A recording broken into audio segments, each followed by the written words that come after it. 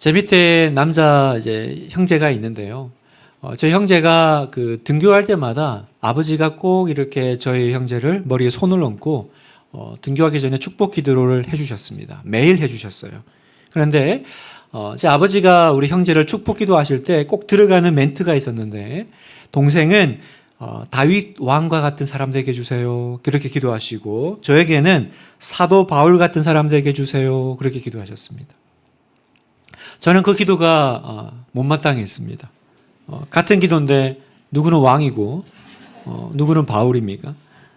사도 바울 우리가 이제 다 아시잖아요. 사도 바울이 훌륭한 분인 건 알죠. 훌륭해요. 하나님의 사람이고. 그런데 그 삶이 너무 고생스러웠죠. 그리고 마지막에는 순교하시거든요. 저는 그게 참 싫었습니다. 그래서 아버지가 기도하시면 저도 속으로 기도했습니다. 하나님, 제 기도 아닙니다.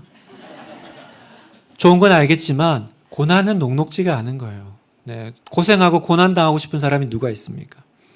오늘은 이제 우리가 특별히 욥기서를 한번 오늘 좀 보기로 원하는데, 구약에서 그냥 뭐라 그럴까, 고난으로 그냥 똘똘 뭉친 사람이죠. 처음부터 끝까지 고난 얘기만 가득 찬 성경이 욥기고, 그 욥기의 주인공이 욥이라는 사람입니다. 욥기는 총 42장, 42장으로 되어 있는데요. 그냥 42장 내내, 42장 내내 오직 한 가지 주제만 얘기합니다. 고난. 그래서 여러분, 이 욥기를 읽으면요, 일단 어려워요. 지금 통독하시고 계시는 분들 혹은 욥기 읽으셨어요? 읽으면요, 같은 얘기 계속 반복됩니다. 했던 말 또 하는 것 같고, 뭐 대화를 하는 것 같기는 한데 주제가 크게 벗어나지 않아요. 그래서 이게 뭘 이렇게 긴 얘기를 42장이나 이렇게 하나. 그러니까 이제 욥기가 이제 읽기가 어렵죠. 여러분, 그래서 그 욥기는 읽을 때 그냥 정상적인 눈으로 읽으면 안 되고, 그 고난당하는 아픈 사람의 심정을 읽으셔야 돼요. 여러분, 진짜 고난당하고 힘들면요, 어떻게 해요? 그 마음이요, 같은 말 계속하고 또 하고 힘들다 죽겠다 계속 그렇게 하게 되는 거예요. 그러니까 욥기를 읽으면 그 마음을 우리가 전제하고 읽으시면 이해가 돼요. 괴로우니까 그냥 온통 그냥 눈에 보이는 게 모든 것이 다 힘들고 어려워요. 숨 쉬는 것도 어려워. 그 얘기를 계속하고 있는 거죠.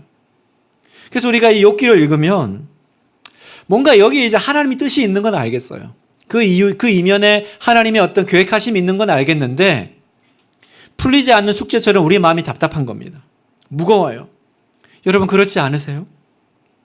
오늘 여기 내가 욥은 아니지만, 욥기 정도까지는 아니지만 여전히 풀리지 않는 고난과 또 시험 앞에서 힘겨운 시간들을 통과하는 우리 성도님들 계실 줄 압니다.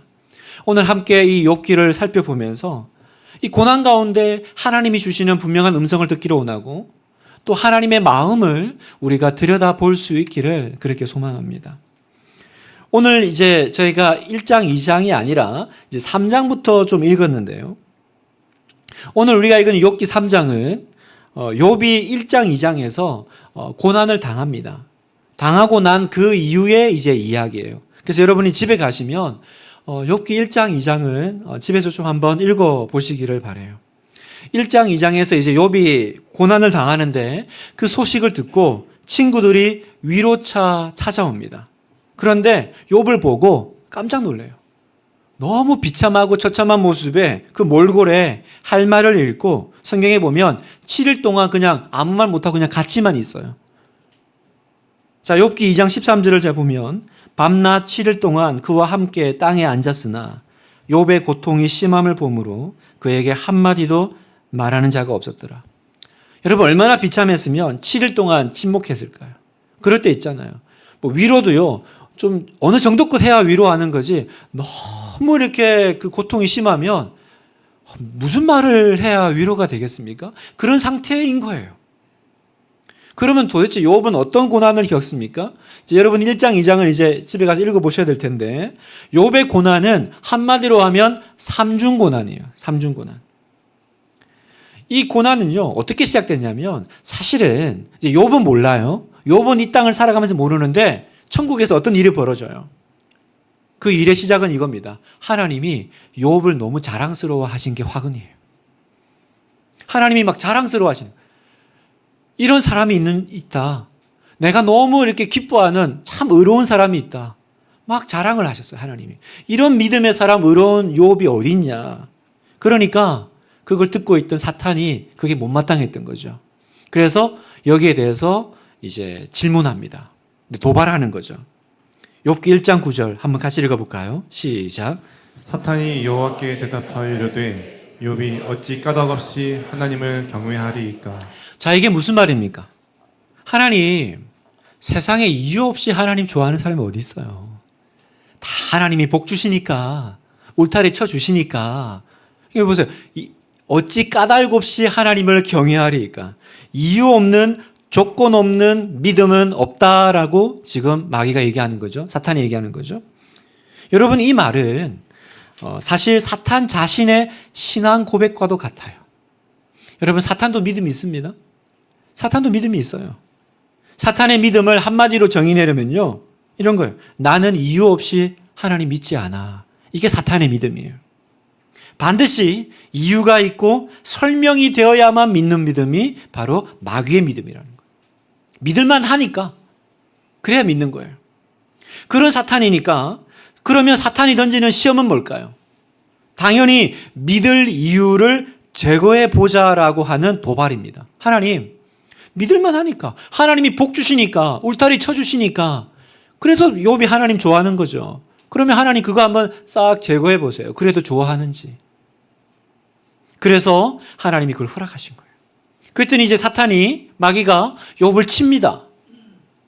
먼저 욥의 소유를 쳐요. 성경을 보면 여러분, 그 소유와 재산을 친다라는 건 단지 그 재산에 어떤 피해를 줬다라는 게 아니에요. 여러분, 내가 어떤 소유를 이렇게 축적하고 가지고 있다라는 건 나의 지나온 시간들을 의미하는 거예요. 다시 말하면 욥이 살아온 과거를 없애버린 거예요. 재산을 쳤다라는 건. 그러니까 한순간에 자기가 평생을 모아오고 쌓아왔던 것이 날아가 버린 거예요. 내 과거가 사라진 겁니다. 그 다음에 뭘 치냐? 자녀를 칩니다. 여러분, 자녀는 뭐예요? 부모에게 있어서 자녀는 소망이자 미래입니다. 여러분, 자녀 잃은 부모님 보셨어요? 아무 소망이 없어요. 그 인생이 살아갈 의미가 없어요. 부모에게 자녀는 나의 앞으로의 미래죠. 그러니까 욥의 자녀를 쳤다라는 건 뭐예요? 욥의 미래를 날려버렸다라는 거예요. 그리고 마지막 하나 남은 뭐가 있습니까? 욥의 현재죠. 그래서 욥의 건강을 칩니다. 그 건강은 너무나도 끔찍한 고통이었습니다. 이제 질병이 온 거죠. 그러니까 현재. 그러니까 여러분 보세요. 욥의 고난은요, 삼중 고난이라고 그랬죠. 과거, 현재, 미래를 지금 사탄이 걸고 넘어진 겁니다. 도발한 겁니다. 그러니까 한마디로 말하면 욥은요, 한순간에 자기 인생이 지금 송두리째 부정당하고 없어진 상태다라는 거예요. 그런데 놀랍게도요, 과연 욥은 정말 하나님이 자랑하실 만한 사람이에요. 욥이 이 시험을요, 1장, 2장을 보면요, 너무 믿음으로 통과해요. 옆에서 오히려 아내는요, 막 부글부글거려요. 그래가지고 이래도 참냐, 뭐 이래도 하나님께 감사하냐, 막 이런지 막 얘기를 하죠. 그때 욥이 뭐라고 하는지 들어보세요. 욥기 2장 10절. 그가 이르되 그대의 말이 한 어리석은 여자의 말 같도다. 우리가 하나님께 복을 받았은즉 화도 받지 아니하겠느냐 하고 이 모든 일에 욥이 입술로 범죄하지 아니하니라. 멋지죠, 여러분? 그렇게 이제 욥기 2장이 끝났습니다. 역시 우리가 읽으면서 역시 1장에서 하나님이 정말 자랑하실 만한 사람이구나. 정말 믿음이 큰 사람이구나. 그래서 우리는 이제 기대하는 마음으로 이제 3장으로 함께 넘어가는 거예요. 자, 오늘 읽은 3장은요, 이제 욥이 친구들과 아무 말 없이 지난 지 이제 일주일, 7일이 지났습니다. 7일을 지나고 나서 욥이 자신의 마음속에 있는 것들을 이제 솔직하게 표현하기 시작해요. 무슨 말을 할까요? 욥이 무슨 말을 시작할까요? 그 앞에서 그 모든 일에 욥이 입술로 범죄하지 아니하니라. 이렇게 멋진 욥이었으니까. 이제 3장 1절 어떻게 시작합니까? 그 후에 욥이 입을 열어. 그 후에, 어떤 그 후에요? 욥이 입술로 범죄하지 아니하니라. 그 후에. 그죠? 그러니까 우리에게는 이 문장이요, 되게 호기심을 유발해요. 와, 또 어떤 대단한 믿음의 고백을 할까? 이 하나님의 사람이 어떤 이야기를 할까? 자, 그렇게 이제 3장을 열었는데, 놀랍게도요, 3장에서의 욥은 앞에 2장의 욥과 전혀 다른 욥이에요. 전혀 다른 욥입니다. 전혀 다른 사람 같아요. 조금 전까지 그 경건했던 모습은 없어지고요. 자기의 생일을 저주하고요. 하나님의 창조 세계를 부인하고, 하나님께 불평하고, 나 죽겠다, 힘든다. 그런 얘기를 막 서슴없이 내뱉기 시작합니다. 지금까지 입술로 범죄함이 없었던 사람이에요. 도대체 어떻게 된 거죠? 무슨 일이 일어난 걸까요? 그게 무려 40장 내내 했던 얘기 또 하고 했던 얘기 또 하면서 계속 이어져요. 오늘 이 시간에 그 모든 걸 다 얘기할 수는 없지만 오늘 3장에만 한번 보겠습니다. 욥이 어느 정도까지 얘기하냐면 먼저 자기가 태어난 날을 저주하기 시작해요. 너무 힘드니까. 무슨 말이냐면 이렇게 힘들 바에 태어나지나 말게 하지. 이 얘기예요. 자, 11절. 어찌하여 내가 태에서 죽어 나오지 아니하였던가? 어찌하여 내 어머니가 해산할 때에 내가 숨지지 아니하였던가? 느낌이 오시죠? 그러니까 얼마나 힘들지? 나 왜 태어났지? 이러려고 태어났나? 태어날 때 왜 나 정상적으로 태어났지? 그때 그냥 하나님 데려가시지나 않고 자기의 생일을 저주하고 있어요. 그건 뭐예요? 나의 존재를 지금 부정하는 거죠.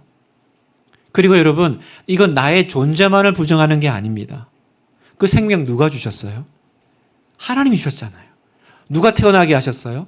그러니까 자기의 생일을 저주하는 건 사실은 누구를 향한 분노예요? 그렇죠. 하나님, 나에게 생명을 허락하신, 이 인생을 허락하신 하나님에 대한 불만을 지금 담고 있는 거예요. 그리고는요, 그 뒤에 얼마나 힘들었든지 이미 죽은 사람들을 부러워하기 시작합니다.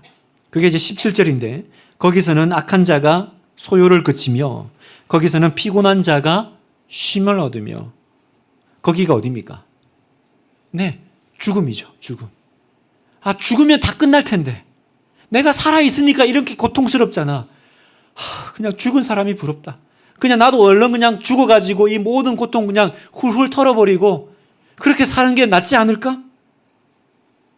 그리고는 더 나아가서 이제 또 하나님에 대해서 직접적으로 얘기합니다.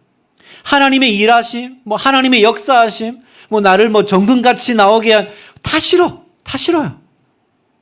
하나님이 계셔가지고 내 인생이 너무 숨막혀. 4절을 보세요. 그날이 캄캄하였더라면 이렇게 해요.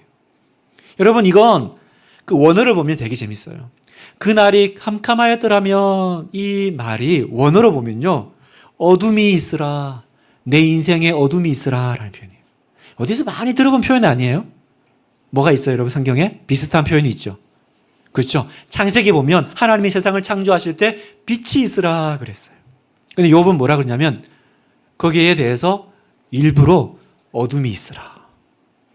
하나님의 그 창조 세계를 부정하고 빛이 있으라 하셨던 그 하나님의 하시는 일도 못마땅한 거예요. 빛이 있으라? 아니, 어둠이나 있으라. 마음에 이제 이 분노가 올라오는 거예요. 나를 둘러싼 하나님? 나를 이렇게 인도하신 하나님? 내 인생을 이렇게 이끌어 가신 하나님? 싫어. 너무 힘들어. 그 힘듦이 어떻게 표현되냐면 23절 한번 읽어볼까요? 시작. 하나님에게 둘러싸여 길이 아득한 사람에게 어찌하여 빛을 주셨는고. 자신을 뭐라고 표현하냐면 하나님께 둘러싸인 건 좋아요. 근데 뭐라고요? 길이 아득한 사람. 뭐하러 빛을 주시고 뭐하러 숨쉬게 하시고 뭐하러 도와주시고 뭐하러 이렇게 하시냐. 그러니까 이 말은 뭐냐면 지금까지 나를 둘러싸고 이렇게 복 주시고 지켜주셨던 그 고마운 하나님, 마치 이렇게 그 집 울타리 같이 나를 보호하셨던 하나님이 고난의 시간이 오니까 이게 고마운 울타리가 아닌 거예요. 그냥 철조망인 거예요. 나를 옥죄고 숨 못 쉬게 하고 나를 힘들게 만드는 그 배후 세력 같은 하나님. 이렇게 고백하고 있는 거예요. 성도 여러분, 이 욥기 3장을 읽으면서 여러분의 마음이 오버랩되지 않으세요? 여러분, 이게 저와 여러분의 연약함이죠. 여러분, 우리에게 하나님 언제 좋은 하나님이에요? 좋으신 하나님 우리 찬양하잖아요. 그 하나님이 좋을 때는요, 다른 타 종교같이 간섭하지 말고 나 힘들게 하지 말고 복만 주시는 존재로만 있을 때, 그러면 하나님 좋은 하나님. 근데 만약에 그 하나님이 내가 원치 않는 걸 허락하는 하나님이라면 좋은 하나님 맞나요? 내가 구하는 걸 주시지 않는 하나님? 그러면요, 그 하나님은요, 부담스러워요. 불편하기까지 합니다. 여러분, 욥에게 지금 하나님은 좋은 하나님으로 보이세요? God is good.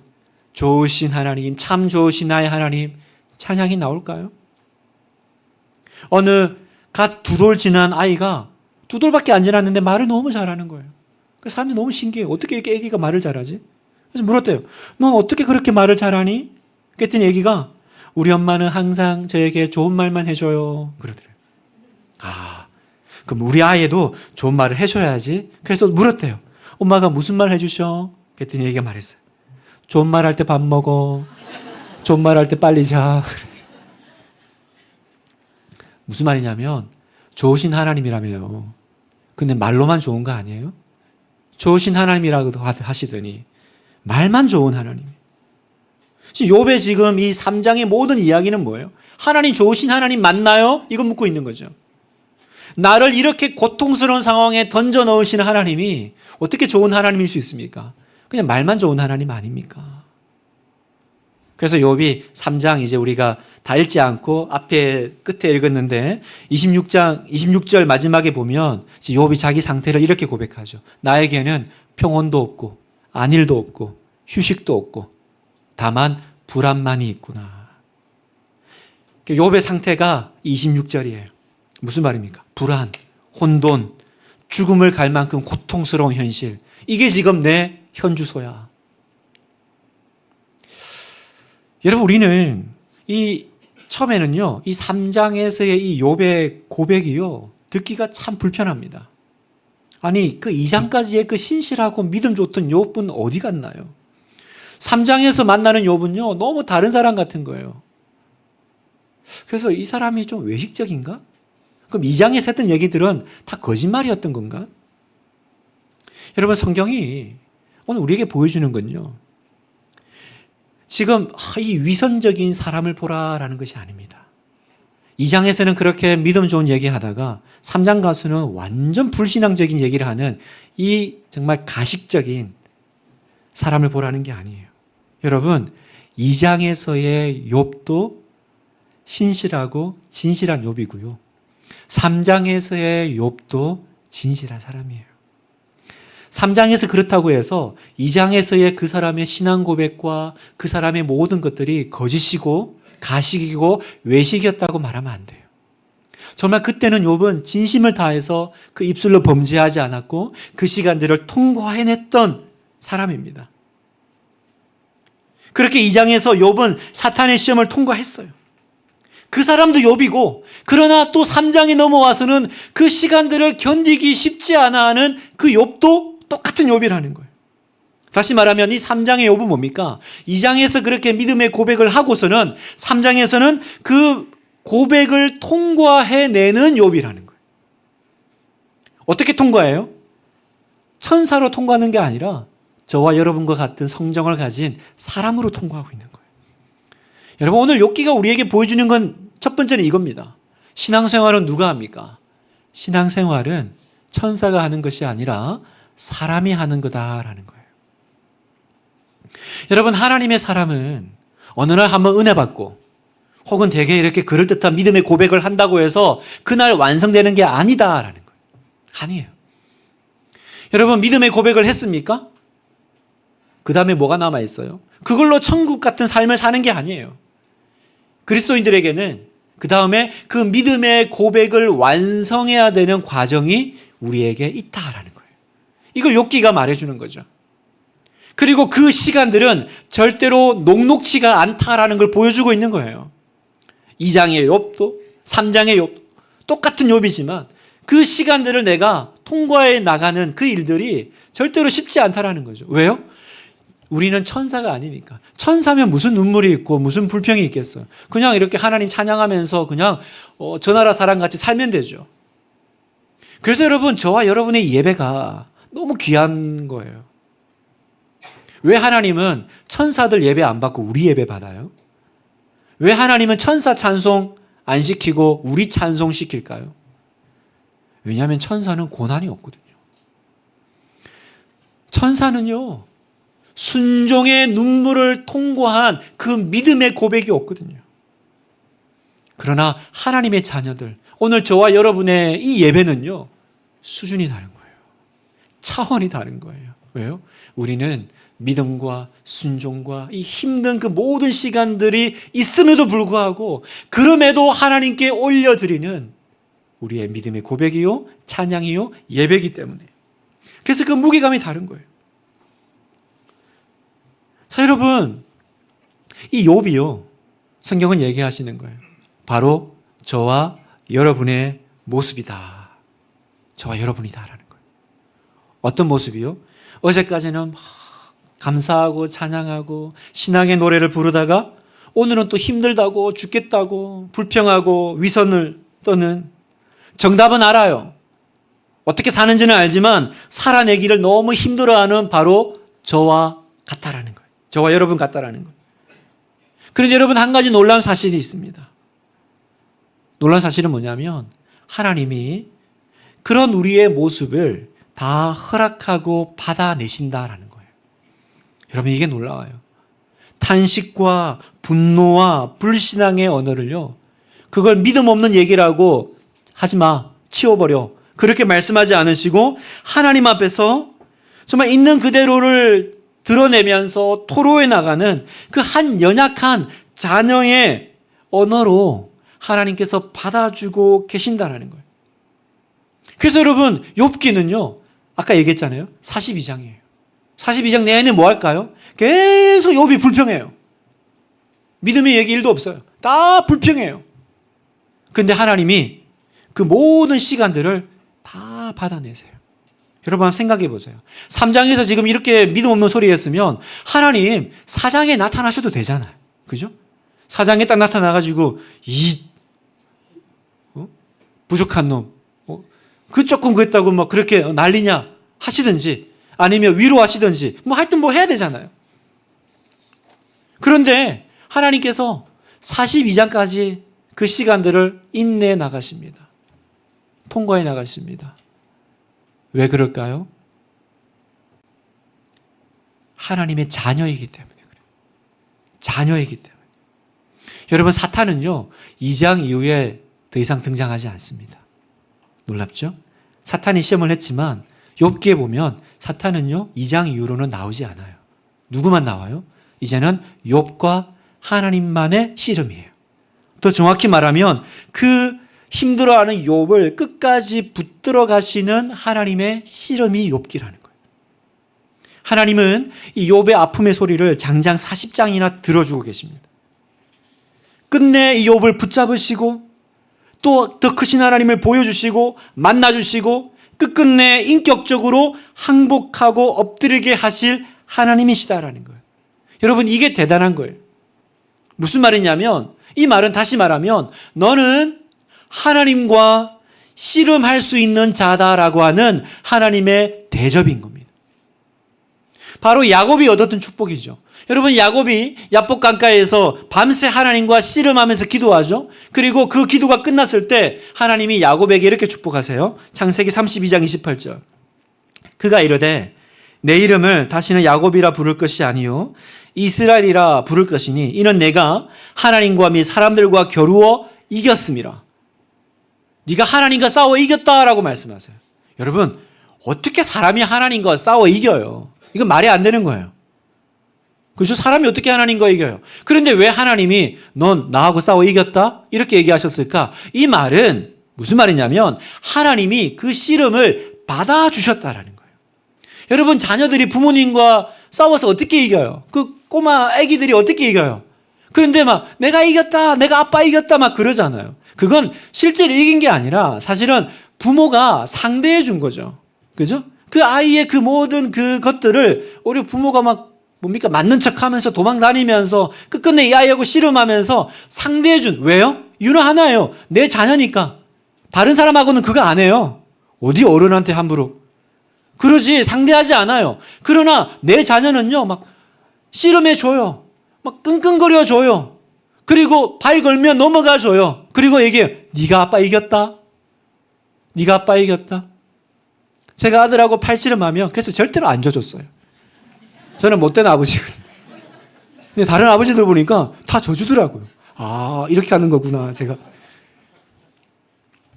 어떻게 이겨요? 근데 이기게 해주는 거죠. 저는 여기서 하나님의 마음을 봐요. 40장 내내 왜 이 욥의 불평의 소리를 듣고 앉아 계세요? 아들이니까, 자녀니까. 어디 네가 이렇게 믿음 없는 소리를 하고 사장에서 나와가지고 심판하시고 정리하신 하나님이 아니라 그 모든 그 눈물을 다 받아내시는. 그 욥은요 지금 자기의 고난만 봐요. 그걸 받아내는 부모님이 안 보여요. 하나님이 안 보여요. 내가 너무 힘든데 어디 있냐, 어디 있냐. 저희 집에도 이제 두 아이가 있는데 지금 이제 뭐 올해 이제 뭐 한 명은 재수생이고 한 명 고3이고 힘든 시간을 통과하는데 진짜 힘든 건요. 우리 아들 사춘기 때 진짜 힘들었어요. 야, 이 중2병 무섭더라고요. 여러분도 다 우리 집에 사춘기 통과하셨죠? 네, 없는 분은 꼭 있으시기를 축복합니다. 네, 저만 당할 수는 없으니까 꼭 사춘기를 맛보시기를. 그런 얘기가 있어요. 아브라함이 이삭을 바치잖아요. 어떻게 부모가 자식을 바치냐.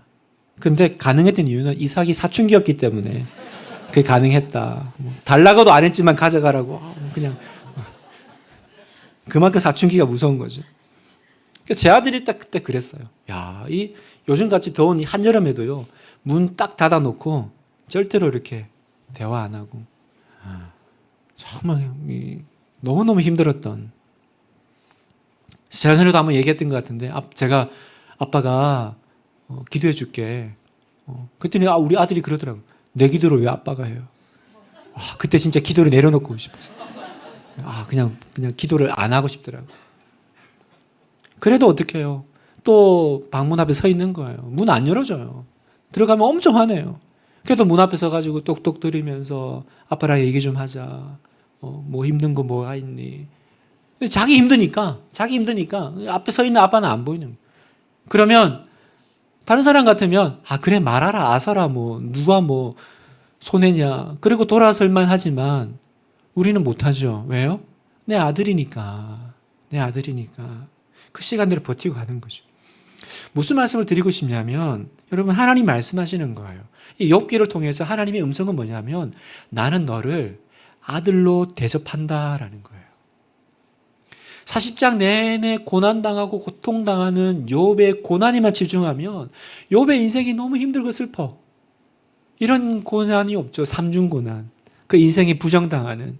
그러나 욥기는요. 우리에게 그 욥의 뒤에서 눈물로 방문 앞에 서 있는 아버지를 보여주시는 거예요. 40장 내내 그 욥의 그 모든 이야기를 들어주고 계시는. 이해 못한다고 때리는 것도 아니고 네가 조금만 참으면 되는데 영적으로 지금 무슨 일이 일어나고 있는지도 모르고 네가 뭐 그럴 만도 하잖아요.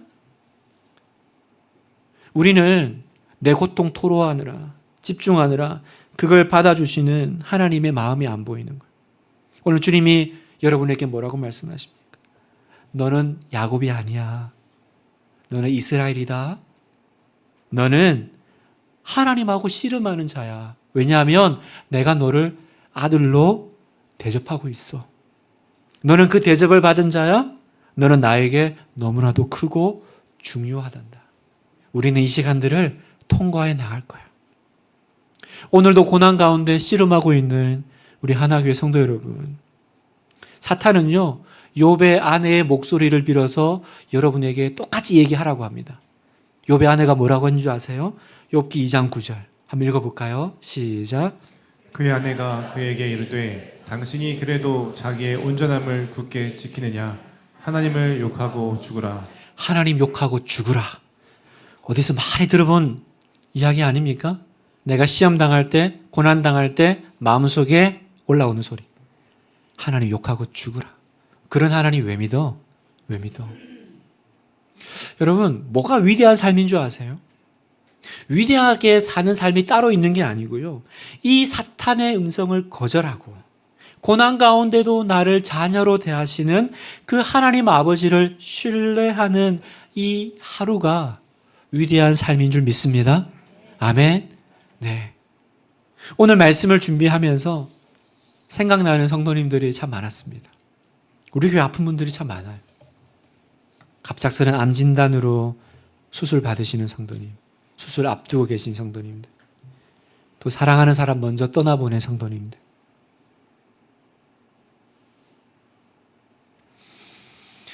아픈 자녀를 두고 있는 성도님들, 또 자녀의 문 앞에 서 있는 우리 아버지들, 어머니들, 또 반복되는 실패, 또 좌절에 또 눈물만 흘리고 있는 우리 성도들.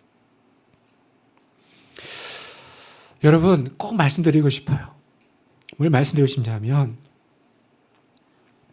욥기 40장은 통과될 겁니다. 그런데요, 꼭 병이 낫고 문제가 해결되어야 하나님께 영광 돌리는 삶이 아니에요. 이 믿음의 씨름을 하고 있는 삶이 하나님께 영광 돌리는 삶이다. 하나님은 결과만 보시는 게 아니더라고요. 결과만 보면 하나님은 4장에 나타나셔야 돼요. 왜 42장까지 갑니까? 하나님은 과정을 너무 소중하게 보세요. 그 과정을 지켜보시는 거예요. 여러분, 그렇지 않으면 욥기가 이렇게 길게 쓸 이유가 없어요. 여러분, 이 성경이 이렇게 두꺼울 이유가 뭐가 있어요? 하나님 사랑하셨다. 끝 하면 한 문장이면 되죠. 왜 구약은 이렇게 두꺼워요? 하나님이 막 계속 심판하고 무서운 하나님입니까?